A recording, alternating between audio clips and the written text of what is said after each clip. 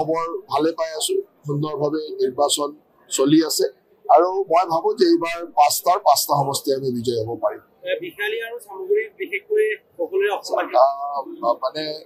সবে চোৱাৰ নজৰটো বেলেগ বেলেগ কোনোবাই তেনেকে চাই যে সামগ্ৰীত কণ্টেষ্ট হ'ব বিহালীত কণ্টেষ্ট হ'ব কোনোবাই ক'ব বঙাইগাঁৱত কণ্টেষ্ট হ'ব এনেকে ক'ব কিন্তু আমি যেহেতু নিৰ্বাচনৰ লগতে সদায় লাগি থাকো আৰু এই নিৰ্বাচনতো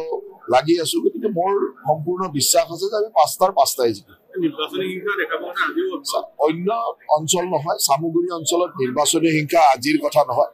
যেতিয়াৰ পৰা ৰকিবুল হুছেইনে শক্তিশালী আছিল তেতিয়াৰ পৰাই এই ধৰণৰ কামবিলাক সদায় কৰি থাকিছিল ৰকিবুল হুছেইনৰ এইটো আজিৰ কালচাৰ নহয় আগৰ পৰাই তেওঁ তেনেকুৱা নিৰ্বাচনী হিংসা কৰি থাকে আগতে মানুহে ভয় খাই তাৰ প্ৰত্যুত্তৰ নিদিছিল সেইকাৰণে হিংসাবিলাক এটা পক্ষৰ পৰা হৈছিল মানুহে মাৰ খাই মনে মনে থাকিবলৈ বাধ্য হৈছিল এতিয়া মানুহে প্ৰতিবাদ কৰিছে সেইকাৰণে আপোনালোকে দেখিছে ইয়াক কিন্তু নিৰ্বাচনী হিংসাটো সামগ্ৰীৰ কোনো নতুন কথা নহয় নিৰ্বাচনী হিংসা সামগ্ৰীত যদি চাই যোৱা নিৰ্বাচনতো আছে তাৰ আগৰ নিৰ্বাচনতো আছে ৰকিবুল হুছেইনৰ মানে ৰাজত্বত তাতে সেইটো চলি আছিল আগৰ পৰা চলি থাকে এইবাৰ কেৱল আপুনি ৰাইজে তাক প্ৰতিবাদ কৰিছিল যে কেনেকে হিংসা কৰিব তেওঁকে সেইটো কি অথৰিটি আছে হিংসা কৰা সেইদৰে প্ৰতিবাদ কৰাৰ কাৰণে আপোনালোকে সকলোকে দেখুৱাইছে কিন্তু প্ৰতিবাদে কৰে মই এইটোৱে কৈছো যে এনেকুৱা ঘটনা যদি চাই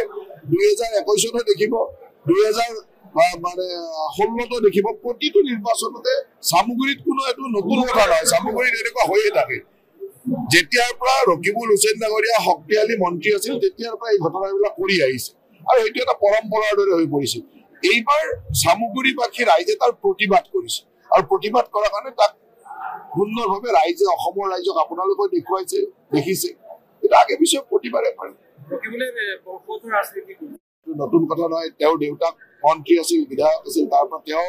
বিধায়ক হৈছে মন্ত্ৰী হৈছে এতিয়া পুতেকক বিধায়ক বনাব বিচাৰিছে সেইটোতো আৰু বংশবাদৰ একেবাৰে চূড়ান্ত ৰূপ দেখিছে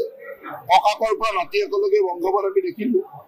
খবৰ ভালে পাই আছো সুন্দৰভাৱে নিৰ্বাচন চলি আছে আৰু মই ভাবো যে এইবাৰ পাঁচটা সমষ্টি আমি বিজয় হ'ব পাৰিম বিহালী আৰু সামগ্ৰীত বিশেষকৈ সকলোৰে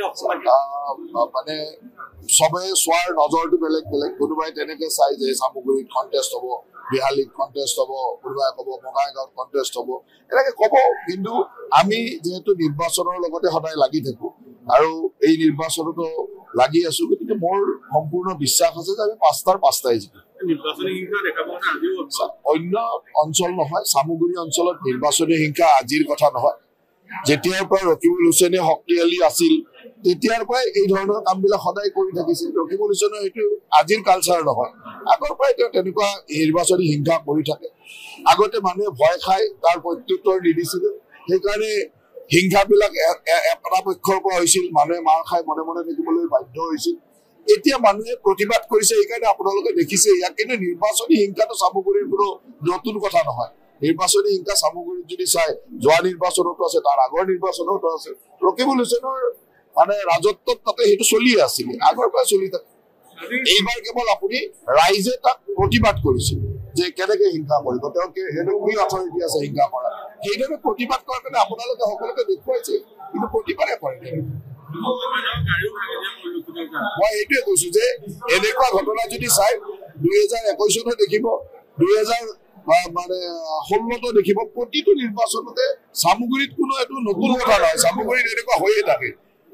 যেতিয়াৰ পৰা ৰকিবুল হুছেইন ডাঙৰীয়া শক্তিশালী মন্ত্ৰী আছিল তেতিয়াৰ পৰা এই ঘটনাবিলাক কৰি আহিছে আৰু এইটো এটা পৰম্পৰাৰ দৰে হৈ পৰিছে এইবাৰ সামগ্ৰীবাসী ৰাইজে তাৰ প্ৰতিবাদ কৰিছে আৰু প্ৰতিবাদ কৰাৰ কাৰণে তাক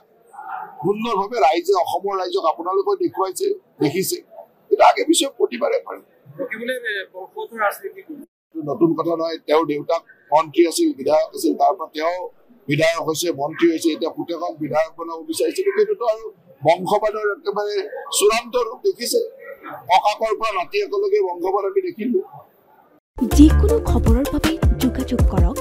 7099017330 অথবা 7099017990